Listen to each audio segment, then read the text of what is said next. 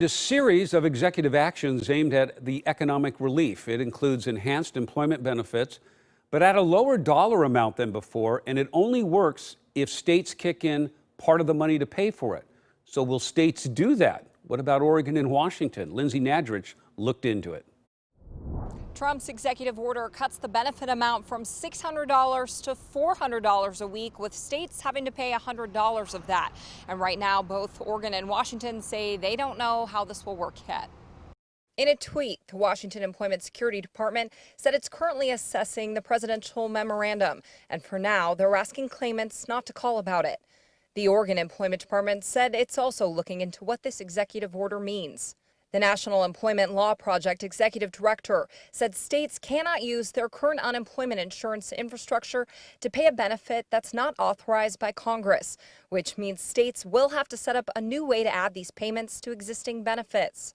And previously, leaders in both Oregon and Washington told me implementing a new benefit program would take anywhere from a couple weeks to 5 months. Even if it's the most simple version of just changing the dollar amount, we need to change the dollar amount in the coding.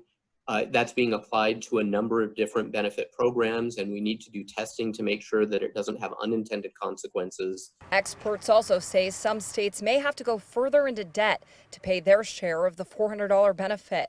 As of July 21st, 2020, 11 states had to borrow $14.8 billion to pay state unemployment benefits. Oregon's Unemployment Insurance Trust Fund has $4.4 billion remaining and was rated one of the healthiest trust funds in the nation, according to the Employment Department. They also told me before Trump's order that they do not anticipate having to borrow money. The same wasn't true for Washington, though. We continue to project that by the end of this year, we would need to obtain a federal loan, which is essentially runs like a line of credit, in order to make sure that we can continue benefits without any interruption. When President Trump was asked about states that can't afford to chip in, he said decisions would be made on a state-by-state basis. Both Oregon and Washington say they're watching this closely and hope to put out more information in the next few days. Reporting in Portland, I'm Lindsay Nadrich, KOIN 6 News.